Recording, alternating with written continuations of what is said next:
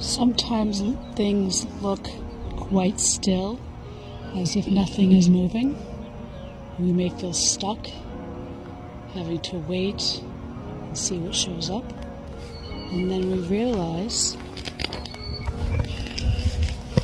things are actually moving, just not always at the speed we think.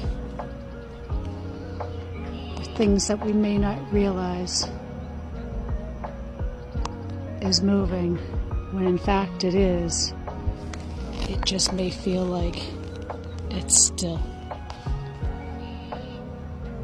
Just food for thought today from the lessons of nature. Have a great day.